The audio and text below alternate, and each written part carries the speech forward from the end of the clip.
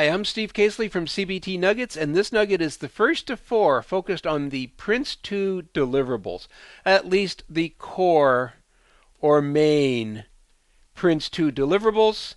And this is part 1 of 4. We're going to review the first 5 of the Prince2 deliverables in this nugget, and then we'll continue to review the remaining core or main deliverables in Prince2 throughout the remaining 3 nuggets in this part of your series. And the 5 deliverables we're going to review in this nugget are the business case. The all-important business case that basically is the reason for our project. We'll review the checkpoint report, which is also often referred to as the status report, that we're going to provide the weekly and or monthly status to our key stakeholders of how well the project is doing through our checkpoint report. We're going to review another one of the upfront project planning deliverables of the communications management plan, where we're going to define exactly what our strategy for satisfying all of the information requirements for all of the stakeholders is going to be. We'll then review a working deliverable, the CI log, the configuration item log, which is going to track and manage every configurable item on our project, with the probable exception that we won't be doing CI item management of code modules themselves, as that will be done within our code versioning repository. And finally, another upfront planning activity or another upfront planning deliverable is the configuration management plan. We're simply reviewing these in alphabetical order, although the business case is probably the single most important document in Prince2. It's coming first in our list simply because of where it appears in the alphabet. Again, there is no rhyme or reason to these besides alphabetical, so don't say, oh, the checkpoint report, because it's the second one Steve is reviewing, is the next most important. I'll spend the second most amount of time on that, so I'm ready for my exam. We're simply presenting these alphabetically. I'm presenting all of these deliverables as templates in Microsoft Word or Microsoft Excel format. And these can all be found at nuggetlab.com. So feel free, if any of these templates that I'm going to review in this nugget or the remaining 3 nuggets tweak your interest, saying, yeah, I could probably reuse that with a little bit of tweaking and a little bit of customization. I absolutely could use that on my projects. Feel free to download and use any of the information I have on Nugget Lab, in specific these templates, for your own use, and tailor them, that magical word from Prince2 again, tailor them specific to your unique project requirements. But let's get in and let's start look at these Prince2 deliverables. And our first project deliverable that we're going to look at is the business case, and it's purely coincidental that the business cases are first alphabetical and that the business cases are most critical of all of the Prince2 deliverables that we're going to review in this Nugget series.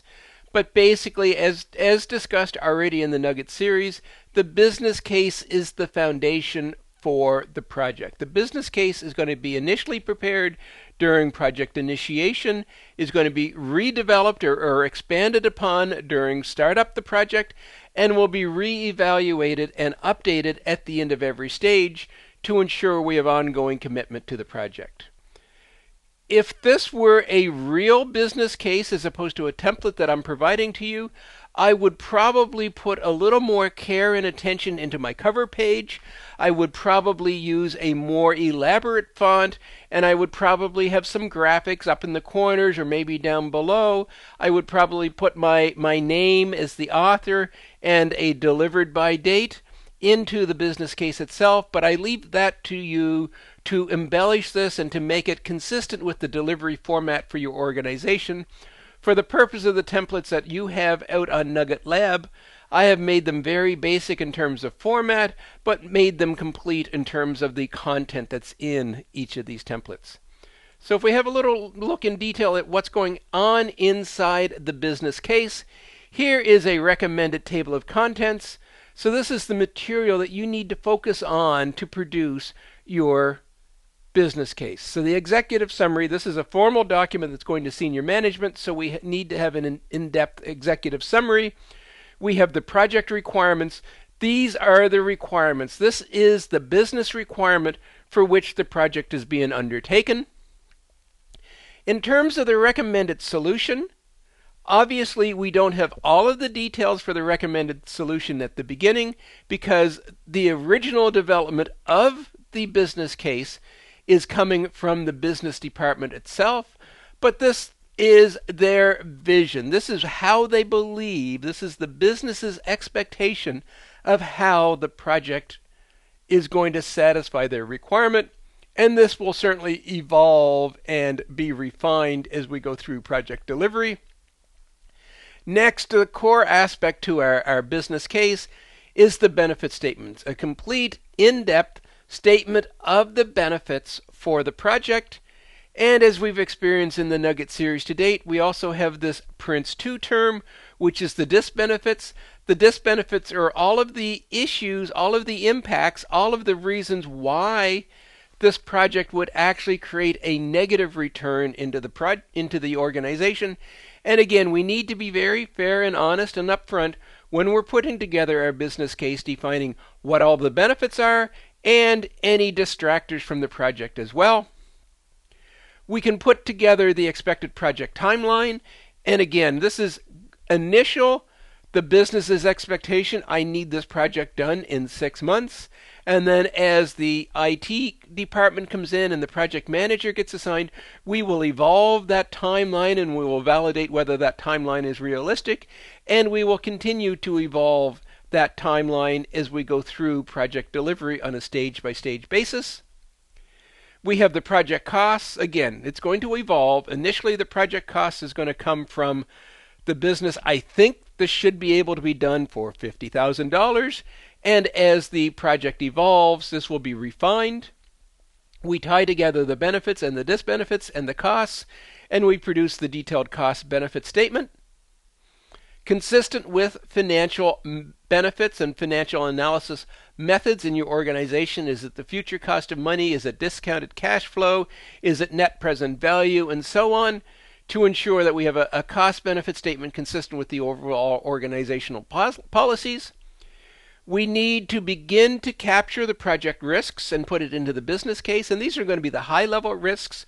This is not going to be every last risk and issue that we're going to get out of our detailed risk management, but it's certainly going to be the high-level risks, the risks that we need to make sure senior management is aware of before they sign off on our project. And finally, any assumptions and constraints that we'll put together as a result of developing the business case. And this outlines what it is we want to accomplish, how we're going to accomplish it, how long it's going to take, and what the detailed cost-benefit justification for the project is going to be. Created upfront and then maintained throughout project delivery. The business case. The next Prince 2 deliverable we're going to review is the checkpoint report. Unlike the business case, which is a formal deliverable that's going to be presented for review and acceptance, the checkpoint report, or probably terminology I use throughout the Nugget series, is the status report, is simply this is a template that we're going to use on a regular basis, I would suggest on a weekly basis, to report on the project's progress to the appropriate stakeholders who need the information related to how the project is doing. But our Prince 2 terminology is checkpoint report. I have a little bit of tombstone information up at the top. So we're going to list the name of the project, and we're going to say, here's the date that I wrote this checkpoint report on. And this checkpoint report is going to go from this time frame to this time frame. Could be weekly, could be bi-weekly, could be monthly. And who prepared it. So I would put my own name in there. I wouldn't say prepared by project manager, but I would put my own name in there, or my team leader, or whoever it is that specifically called out and produced the checkpoint report. What do we need to show in a checkpoint report? I believe one of the key items we need to put into the checkpoint report are the action items. Here are all of the promises that have been made to anyone, to the stakeholders within the project.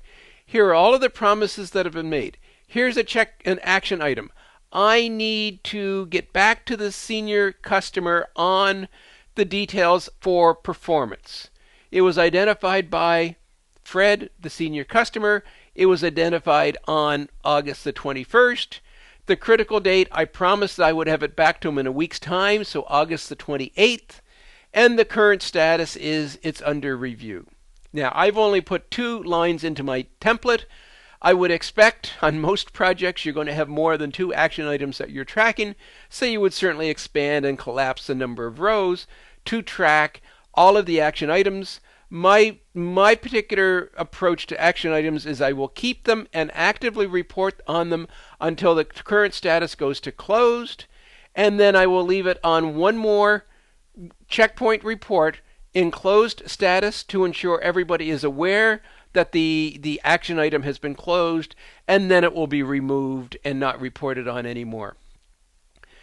The next thing we need to be reporting on in our checkpoint report is how well we're doing. All of the products, all of the deliverables that the project is working on, we should be working on it. And again, it's within the current horizon. It's the current products / deliverables that my team is working on right now, and it's any of the upcoming products / deliverables that we're going to begin to work on in the next reporting period. I'm not going to call out every single one of the products and make this checkpoint report 3, 4, 5 pages long. I'm going to keep just the current horizon here. Now, we're going to review another template called the configuration item record that will track every single product, every single item, but we're only focused on the ones on our current planning horizon at this point in time. The next is the quality activities undertaken. So what have we done in this reporting period to track and report on overall project quality? What are we doing to keep the project on track, and moving forward?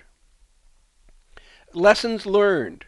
What practical lessons learned have come out in this reporting period that could be brought forward into a lessons learned log, and what lessons learned have come out in this reporting period that we need to take immediate action on to improve our overall project delivery environment, and what are the new issues, what are the new risks that are working on in the project. I've left it as free format here, but you could just as easily take the issues and risks and put it into a more tabular format and track them individually. I would certainly have my issue and risk logs that maintain it at that level of detail. I tend to leave my issues and risks in a more verbose form in my checkpoint report. Simply, I want to give a running narrative of how the issues and risks are doing for alerting my stakeholders, recognizing if the stakeholders want more information at any point in time, they can go back to the issue and risk logs and get the details, the date it was opened, who it was opened, and so on. And then we're going to begin to report on our project tolerances. What is the measured package? Is the project tolerance measuring scope? Is it measuring budget? Is it measuring quality? As discussed in our nugget on exception reporting, we have a number of different measurement packages that we would do project tolerance reporting on. Most appropriately, what is my project tolerance? So I'm doing budget, and my project tolerance is 8%. What is my current deviation? Hopefully it's 0, but chances are I'm going to have some deviation. So my current deviation is 2%, well within my tolerance of 8, but am I taking any specific corrective actions to deal with the facts of that my project tolerances are running out of scope? So again, just some recommendations on what a checkpoint report would look like, and some suggestions on how you would fill in this template for the checkpoint report. And the next template that we're reviewing, or the next Prince2 deliverable that we're reviewing, is the communications management plan. And like the business case, the communications management plan is a formal deliverable that's going to get packaged up and presented to the business for formal acceptance. As discussed in the business case, I would pretty this up a little bit. I would certainly make the format and presentation consistent with the corporate format and presentation for documents in the organization, and I would probably put some graphics and logos on this. The contents of the communications management plan is relatively brief. This is not one of the most lengthy documents we're going to be producing on our project, but still is very critical because we need to do that upfront identification of all of the communications requirements by all of the stakeholders and understand exactly how it is we're going to satisfy those. So the table of contents, it's not as formal as the business case. I don't believe we need a formal executive summary, but I would suggest that all formal deliverables need some sense of an introduction so that the reader knows what the document is all about. The key to this particular document is this section right here, which is the communications requirements. And I'm going to go into the document in just a second and describe how I would call out and define the stakeholder analysis to understand all of the requirements the stakeholder has for communications. And then with that in mind, we're going to document the communications tools. What tools do we need to use to satisfy those communications requirements? And any specific records retention strategy that we have. So if we dig into our document a little bit, again, the introduction, introduce the high-level communications requirements for the project. Those aren't the words I would suggest you use. You certainly need to do a paragraph or two overview of what this document is all about. But again, the core of what I want to discuss is this table under communications requirement, where the project will address the following communications requirements. The stakeholder, by name, Fred Smith, Steve Casely. What is the project role? Fred Smith is my senior customer. And recognize that a single stakeholder by name, as we're doing Prince 2 tailoring, can have multiple roles, and depending on the multiple roles, they may have different communications requirements. So we need to do a fairly comprehensive understanding of exactly who our stakeholders are, what roles they're filling on the project, and what their specific information requirements are going to be. They need to know weekly project status. They need to know monthly milestone progress. They need to know. So we're going to list all of the information requirements, and we're going to define the frequency within which they want that. Again, they need some of the information on a weekly basis, some of the information on a monthly basis, and maybe even some of the information can be delivered, or their expectation is they would get it on a quarterly basis. And then finally, the format and method. How do they want this? Do they want this in a PowerPoint presentation? Do they want this in a document, a Word document? Do they want this on a project portal? Do they want it in text form? Do they want it in graphical form? And we're going to define all of the requirements for all of the stakeholders. And then with those requirements defined, we're going to go in and we're going to identify all of the different tools required. Obviously, if they want Word documents and PowerPoint documents and graphs, we're going to use the standard Office. But do we need a project portal? Do we need ways to run video conferences around the world? Do we need ways to deal with all of the various information requirements or communications requirements on our project? And then finally, as discussed, probably a very brief overview of the records retention strategy, any specific retention strategy required for legal, audit, and other accounting purposes to again ensure that our communications approach is put in place and that we're able to address all of the communications requirements. The communications management plan.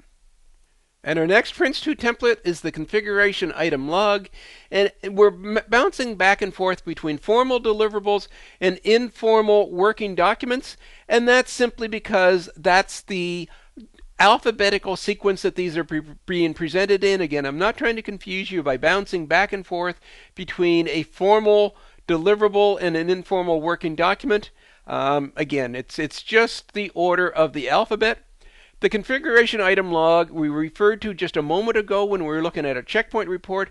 This configuration item log is going to be very large, and although I've only laid it out with about a dozen or so items, my expectation is this configuration log will become very large because we're going to identify every product, every deliverable that the project is going to work on, and probably a lot more because we recognize that we do CI items on our formal deliverables, our products, on code, on configurable items such as configuration files, and screen prints from setting up our middleware, and. It's unlikely we would be tracking individual code modules in a CI log because we would be doing those in our versioning software. But anything outside of code modules that are going to be in our versioning software, my expectation is they will be tracked in a formal CI log. Very little bit of tombstone information, the name of the project and the project manager. This is a working document. It's going to be updated on a daily basis.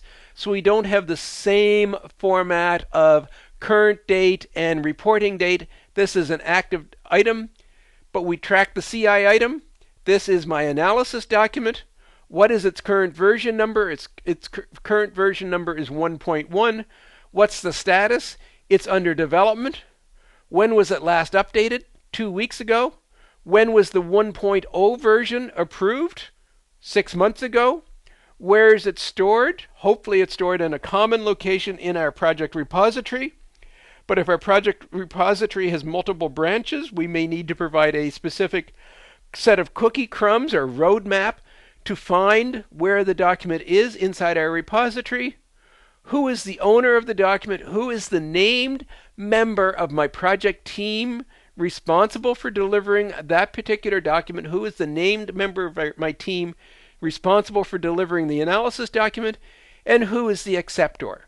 Now, in pure project sense, we have a single acceptor on the project, but our single acceptor on the project may well have defined a subject matter expert, as this is the named individual that I would expect to truly provide their blessing that this analysis document is accurate, and then the formal acceptor will approve on that.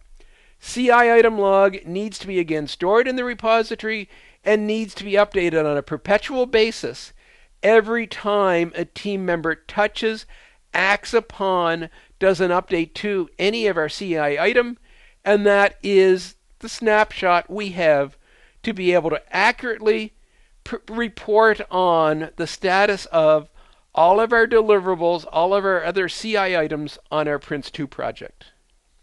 And our next deliverable is the configuration management plan. Last time I'm going to say it, plain and simple from my template. I would expect this to be embossed, embellished, and made prettier and consistent with the delivery format for your organization. But as always, let's focus on the meat of our particular deliverables. And in this case, the table of contents for our configuration management plan, again, is going to start off with an introduction, not formal enough to require an executive summary, but certainly an introduction to the purpose and objectives of this particular document. And then we're going to go through and identify the specific configuration requirements. How are we going to do configuration management for deliverables? How are we going to do configuration management for code? How are we going to do configuration management for other CI items, i.e. the configuration parameters or the setup parameters for our software modules and so on? And what configuration management do we need to have in place on our project for working documents? So the meat of our configuration management plan, I would suggest, is again, in this particular section, defining all of the configuration requirements for all of the different types and styles of CI items, configurable items, that are in place on your project. And with that in mind, we're going to use that to, again, refine and improve the template we just looked at, which is our CI list, to ensure that our CI list is going to support the tracking of all of the CI requirements defined in our configuration management plan. Very, very important section, but probably very brief, is the configuration management roles and responsibilities.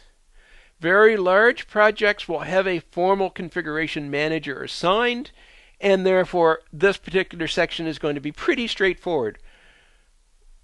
This named individual is going to be the CM manager, and this named individual takes on the responsibility for ensuring everything in the CM plan is adhered to.